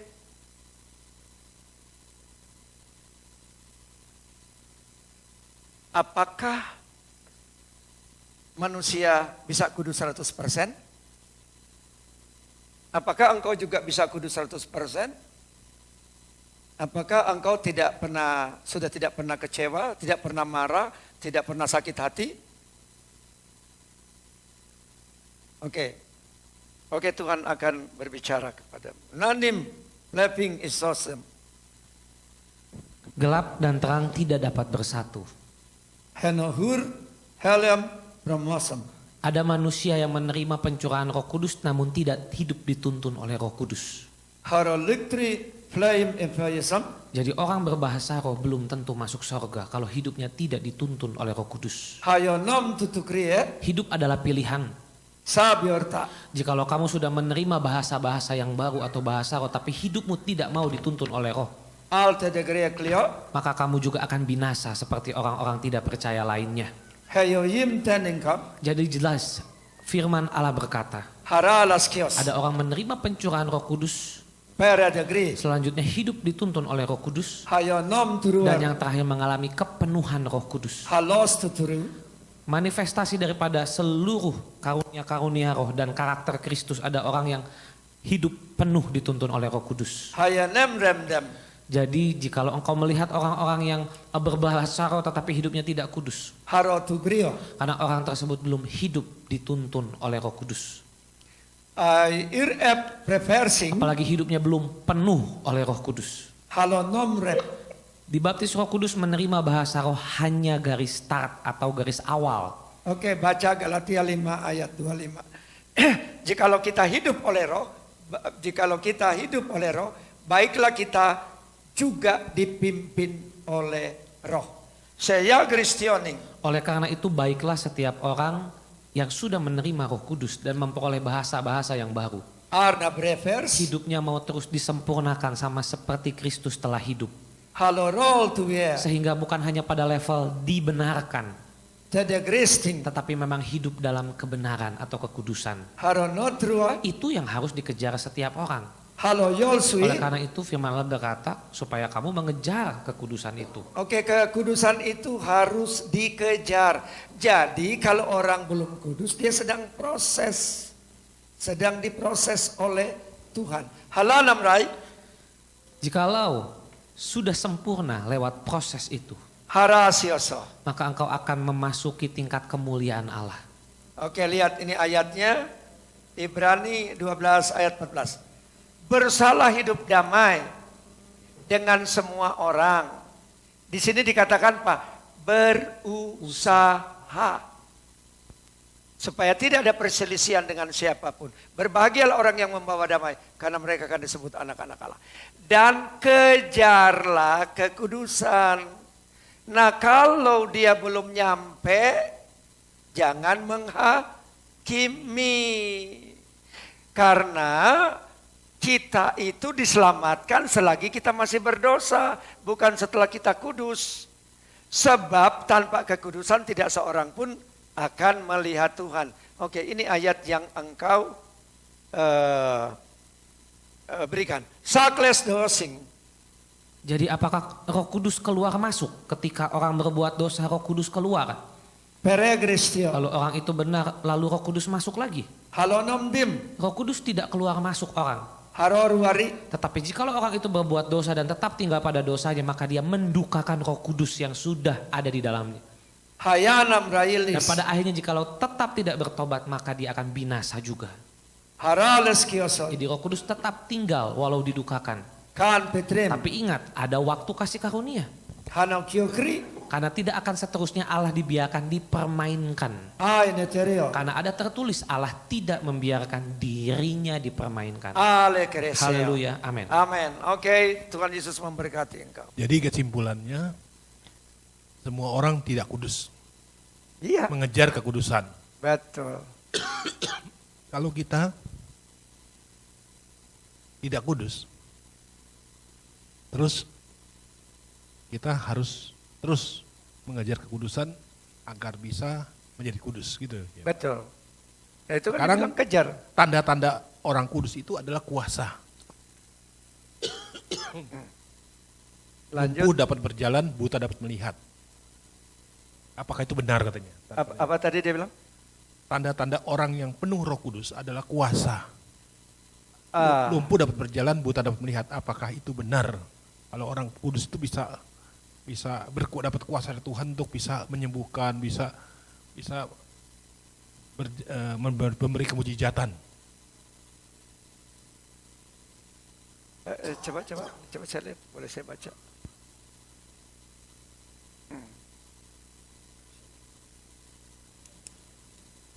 Oke. Tanda orang yang dipenuhi Roh Kudus adalah kuasa, baru salah satu tanda. Ya, kalau tanda orang percaya ada 5. Kalau orang percaya ada 5. Roh Kudus berproses, dia diberi tanda. Tanda yang pertama Markus pasal 16 ayat 17. Orang-orang yang percaya kepadaku akan mengusir setan-setan di dalam namaku. Mereka akan berbicara bahasa-bahasa baru bagi mereka. Mereka akan memegang ular. Mereka akan minum racun maut, tidak mendatangkan celaka. Mereka menumpangkan tangan pada orang sakit. Orang itu akan disembuhkan. Orang yang dipimpin oleh Roh Kudus, kesukaannya Taurat Tuhan, membaca firman Tuhan, merenungkan firman Tuhan, dan melakukan firman Tuhan. Hasilnya adalah buah roh. Hasilnya adalah buah roh, menjadi pelaku firman. Lalu orang yang bergaul dengan Roh Kudus, dia membangun iman di atas dasar yang paling suci. 1 Korintus 14 ayat 4 bagian A, hasilnya adalah kuasa. Adalah kuasa dan karunia. Nah, jadi oleh karena itu, orang yang dipimpin, dituntun oleh Roh Kudus, dan dia memperlengkapi diri, mempersenjatai diri dengan firman Tuhan, nah orang itu akan berjalan dengan kuasa Tuhan. Yesus bilang, kamu akan melakukan pekerjaan-pekerjaan yang aku lakukan. Bahkan lebih besar dari pekerjaan yang aku lakukan. Jadi kalau kita percaya kepada Yesus, dan percaya itu bukan hari ini percaya, besok kan kita bisa tidak percaya. Ya, kepercayaan kita sungguh-sungguh. Oke, kita baca ayatnya. Kita bisa melakukan. Oke, tampilkan ya. Aku berkata kepadamu, sesungguhnya barang siapa percaya kepadaku, ia percaya seluruh firman Tuhan, melakukan firman Tuhan, berdoa, minta dituntun oleh Roh Kudus, membangun rohnya, ia akan melakukan juga pekerjaan-pekerjaan yang aku lakukan, bahkan pekerjaan-pekerjaan yang lebih besar daripada itu, sebab aku pergi kepada Bapa. Sehingga engkau melihat ada pendeta bisa membangkitkan orang mati, ada mujizat, ada pendeta-pendeta menyembuhkan, mengusir setan dan sebagainya. Itu adalah merupakan tanda atau manifestasi daripada kuasa Tuhan. Jadi kalau yang tadi dikatakan itu adalah bagiannya. Oke, baik. Tuhan Yesus memberkati. Ya, satu lagi. Pelayanan. Ya. Itu diperlukan bahasa roh atau kasih. Diperlukan pelayanan itu bahasa roh atau kasih. Usahakanlah dirimu memperoleh karunia-karunia utama. Karunia diusahakan, kasih itu harus dikejar. Coba engkau bandingkan ya. Kalau saya tidak punya karunia, bagaimana saya bisa mengasihi orang-orang? Bagaimana saya bisa mengasihi Allah? Ingat. Ya, lihat. Kejarlah kasih itu. Bagaimana cara mengejar kasih? Contohnya, saya dari sejak dulu, bukan seperti pendeta lain, habis khotbah, selesai. Pergi jalan-jalan, makan-makan, nonton TV. Dari pagi subuh sampai malam lagi saya bisa mendoakan orang. Nah, kalau saya tidak punya karunia, menyembuhkan mereka, menyatakan kepada mereka apa masalahnya, tidak punya kuasa untuk menghibur mereka, bagaimana saya bisa mengejar kasih itu? Justru dengan adanya karunia, saya bisa mengejar kasih itu. Contohnya saya bisa melayani dari pagi sampai pagi. Contohnya sekarang, kita hari Minggu, mulai ibadah jam 10, karena ada inspeksi, kita harus mendoakan orang sampai jam 12 malam. Nah, sampai waktu yang tidak terbatas ini, tidak menghitung-hitung waktu, itulah yang namanya mengejar kasih. Karunia sangat penting, karena karunia itu sama seperti perlengkapan alat. Contoh gini, mana lebih penting? Ya, mengerjakan sesuatu atau tidak mengerjakan sesuatu, misalnya contoh, mengerjakan sesuatu pakai alat atau mengerjakan sesuatu tanpa alat. Sama kan hasilnya mengerjakan. Nah, kalau kita nggak pakai alat, bagaimana engkau mau mencangkul tanah nggak punya alat? Apa yang bisa engkau lakukan? Nah, bagaimana saya bisa mengasihi orang-orang itu kalau saya tidak punya alat? Nah, apakah saya tidak punya kasih mendoakan orang dari pagi sampai malam tanpa pamrih, tanpa dibayar, harus nada-nada muntah orang? Nah, justru dengan kita punya karunia itulah kita bisa lebih mengasihi Tuhan. Kita melayani orang-orang yang harus dilayani tanpa pamrih. Jadi ingat, karunia harus dikejar. Harus diminta, diusahakan. Nah seperti saat ini, kita sedang mengusahakan semua dengan karunia-karunia. Tetapi kasih itu kita kejar. Contohnya, kalau Boksuyo bilang, oke, kita sampai jam 12 malam. Iya, ya masih ada yang mau bertanya, oke, mau berbicara dari hal firman Tuhan, sampai jam 12 malam saya ladenin. Pagi juga saya ladenin. Beri kemuliaan kepada Tuhan.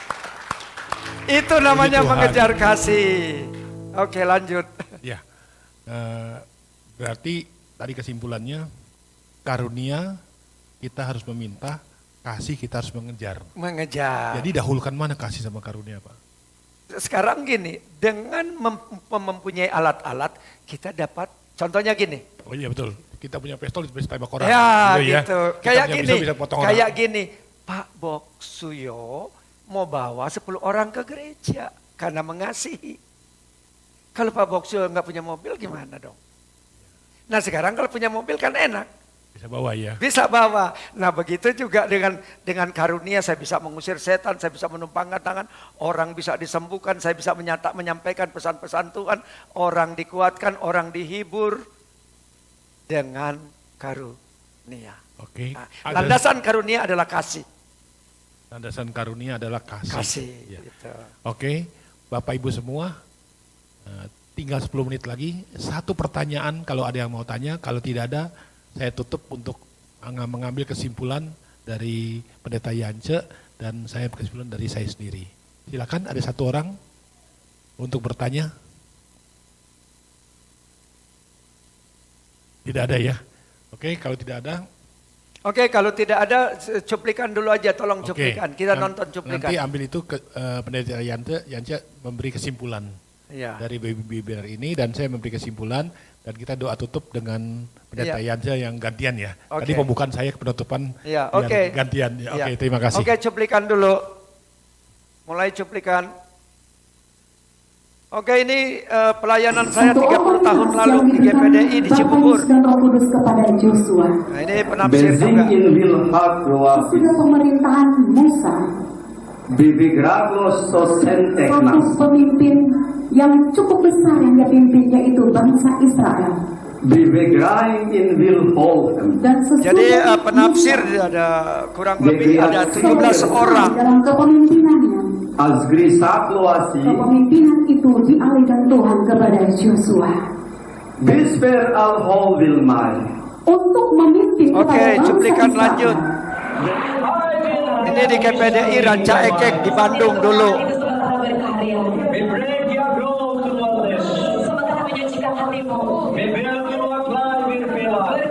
Jadi ini bukan rekayasa ya. Tadi udah dibuktikan. Kalau ada yang mau bilang rekayasa, kita doakan. Jadi apa yang ada di hatimu bisa Tuhan ungkapkan.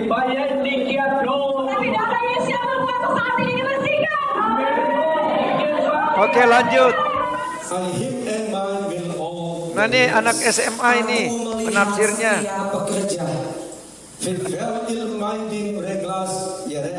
Aku melihat setiap hati orang yang melayani. Oke, lanjut. Iya. Nah ini di GBI, saya lupa GBI mana ini. Oh Bogor.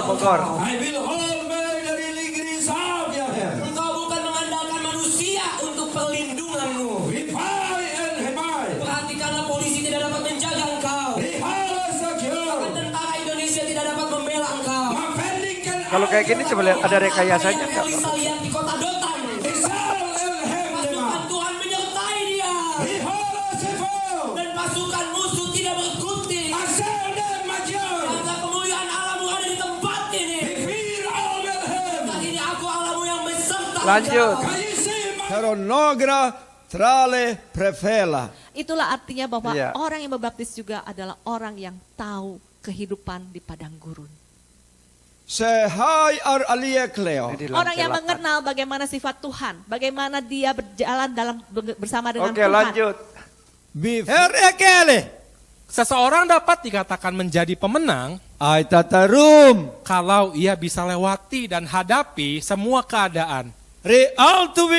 Seorang prajurit atau seorang atlet yang ulung, misalnya atlet sepak bola. kalau ia harus bermain, kalau ia merupakan seorang atlet dan pemenang sejati, maka tidak peduli ia main di mana. Namun aku Tuhan selalu mengajarkan anak-anakku untuk memakai pakaian kebenaran. Dan berbahagialah setiap orang yang mendengarkan pesan ini.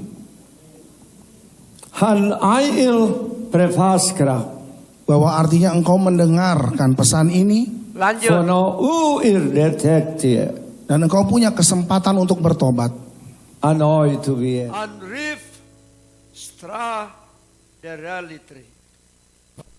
Perkataan yang diilhamkan dari Roh Kudus atau Roh Allah akan membangun kehidupan orang lain. Lanjut. Afretem saldim kurototoas. Orang-orang yang tidak pernah mau dibawa otoritas seseorang, itu tidak akan pernah bisa diarahkan. Liar. Sietra profil hapetruf. Ingat, Bapa di surga mengarahkan lewat manusia. Yoldim teosal batras. Kalau hidupmu tidak pernah mau tunduk di bawah satu naungan otoritas untuk diarahkan, kau tidak akan bisa sampai target tujuannya Bapa. Karelekel hofes sembe etortiato. Ditarik, orang sudah tidak suka. Hakir teferni asar. Apalagi diarahkan, siapa kamu atur-atur hidup saya. Yel binte astru. Orang lebih suka ke bebasan. Hakir afohab. Tetapi Timotius hidup di dalam otoritas Paulus, diarahkan oleh Paulus, ditembakkan oleh Paulus. Lanjut. Nehodeta, mistol, afor abas tegra alnim. Orang yang lebih banyak bicara. Risalbaya nakaro. Yang hanya mampu berkata-kata. Hira asaluyum. Adalah orang yang masih membutuhkan penghormatan. Lanjut. Isergrat akordi, hokordas, nar kinasol. Karena kembali lagi, kalau tujuan akhirnya adalah berkat, apalagi berkat lahiriah, orang-orang yang tidak kenal Tuhan pun bisa sediakan. Banyak jalan menuju berkat lahiriah. Karena itu disebut berkat yang paling murah. Karena banyak sekali alternatif yang bisa kamu lakukan untuk mendapatkannya. Lanjut. Akan besertaku. Karena aku tidak pernah meninggalkanmu. Engkau tidak melihat saat ini. Namun saat engkau terus membangun imanmu. Lanjut. Gambaran yang paling membedakan antara Kristen garam dan Kristen ragi. Kalau Kristen garam, amunisinya jelas. Perkataan yang keluar dari mulutnya jelas. Memberi rasa tapi yang positif. Lanjut. Jadi kita bisa menilai apakah kita adalah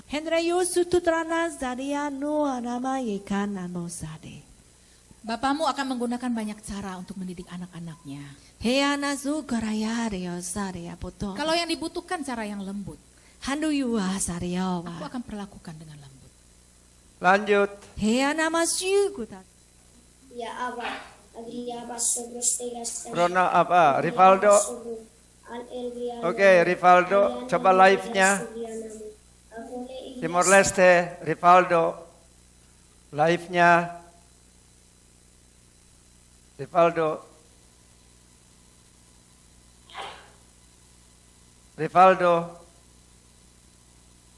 Oke, Timor Leste. Siap komandan masih panggil. Ya, Ma. Rivaldo-nya mana?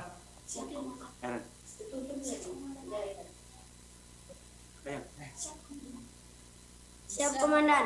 Ya, oke, kamu berbahasa roh. Sekarang silakan Kevin tafsirkan. Oke, mulai.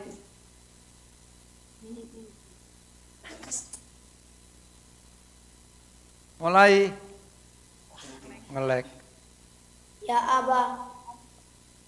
Ya Abba, agre mana grastamu, ingre basta grastamu. Iya Bapakku yang di surga yang aku kasihi. Terus.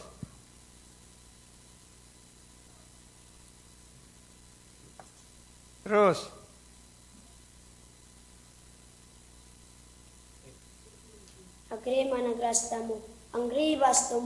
Aku mau tinggal dalam hadirat-Mu yang kudus bersama para malaikat memuji menyembah.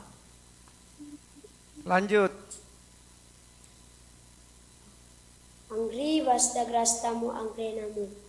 Menikmati anugerah yang tidak terbatas di tahta Tuhan. Lanjut.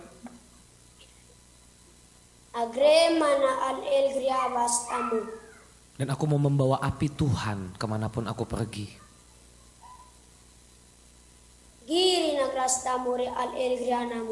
Biarlah aku menjadi bejana di tangan penjunan. Aku serahkan hidupku untuk Engkau pakai ya Tuhan. Biarlah roh-Mu bermanifestasi di dalamku. Biarlah roh-Mu manunggal dengan rohku. Supaya aku dapat menghidupi Kristus di bumi. Tembakan aku seperti anak panah. Menuju agenda dan tujuan Tuhan. Biarlah hatiku selalu rindu hadirat-Mu. Ya, oke, coba engkau lihat bagaimana anak-anak. Ya, oke, ya, terima kasih Rivaldo. Bagaimana roh dia masih anak-anak, bagaimana doa itu? Bukankah doa itu dia berdoa dengan roh begitu luar biasa, begitu indah? Ya, oke. Ya, untuk ini udah selesai Pak ya. Ya. Untuk kesimpulan dari saya, kesatu, bahasa roh bisa dipelajari dari Roh Kudus sendiri, bukan dari manusia. Dan bisa ditafsir dengan cara berdoa dulu dan terus banyak berbicara berbahasa roh. Kedua, tafsir bahasa roh menurut Pendeta Anton Simanjuntak, terjemahan dan ternyata sudah dijalani dan Pendeta Anton Simanjuntak bisa diterjemahkan dengan sempurna oleh gerbang pujian, pendeta-pendeta gerbang pujian. Terus bahasa roh ada 5 tingkatan. 7. 5 tingkatan bahasa roh ya. 7 tingkatan bahasa roh. Dan kita makin terus mengejar bahasa roh makin sempurna. Jadi kita harus mengejarnya. Dan pertanyaan dari Frankie, ada lidah-lidah api. Sampai sekarang masih ada. Dan ada kuasa yang akan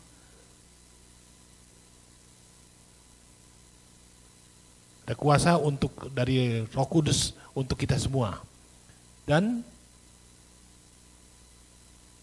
untuk Roh Kudus bisa berbahasa roh bagi orang-orang yang berdosa, tapi harus terus mengejar kekudusan yang bisa menghasilkan kuasa hasil dari karunia. Karunia itu adalah perangkat, dan 8 pelayanan itu diperlukan dari bahasa roh karena perangkat kita untuk bisa mengasihi Allah dan Tuhan kita. Jadi Bapak Ibu semua, dari segi pro atau kontra, menyetujui atau tidak menyetujui, yang penting satu hal, kita tidak boleh menghujat Roh Kudus, karena menghujat Roh Kudus dosanya tidak terampuni. Demikian kita serahkan kepada Pendeta Yance untuk kesimpulannya. Ya, baik saudara keluarga, hamba-hamba Tuhan, rekan-rekan sepelayanan Tuhan, bahwa dalam melayani Tuhan itu kita perlu buah, perlu karunia, perlu kuasa, agar dengan demikian kita bisa menjadikan seperti yang Yesus katakan, bahwa melakukan pekerjaan Bapakku dan menyelesaikannya itu adalah makanan kesukaanku. Jadi oleh karena itu, biarlah kita semua bertumbuh di dalam firman Tuhan, menghasilkan 9 buah roh. Kita membangun di dalam Roh Kudus dengan berbahasa roh, maka kita akan memiliki 9 kuasa roh, 9 karunia, memiliki 9 karunia, dan kita akan melakukan pekerjaan-pekerjaan. Yesus bilang, orang yang percaya kepadaku akan melakukan pekerjaan-pekerjaan yang aku lakukan, bahkan yang lebih besar. Terima kasih, Tuhan Yesus memberkati. Silakan Bapak untuk berdoa. Ya, mari kita bangkit berdiri semua. Oke. Mari angkat kedua tanganmu. Bapa Yesus Roh Kudus akan memberkati kita. And the name in for to graces. Di dalam anugerah dan kasih setiaku. Ala nagra kri velei apravom. Di dalam kebaikan dan kemurahanku. Haya name my fel ekros. Pulanglah membawa damai sejahtera. Harayardio. Sukacita yang tidak terbatas. Paladetrioring. Dan biarlah kamu menjadi pelaku-pelaku firman Allah. Ayanam ferios. Bukan hanya pendengar saja. Hohu or regrifo. Sinar wajah Bapamu menyinari engkau.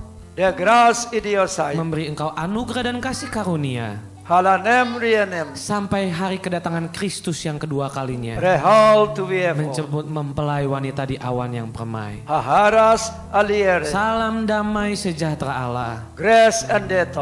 Dari Raja di atas segala raja. Ai iriosai. Haleluya, terpujilah Tuhan. Amin. Terima kasih Bob Suyo, Tuhan memberkati pelayanannya.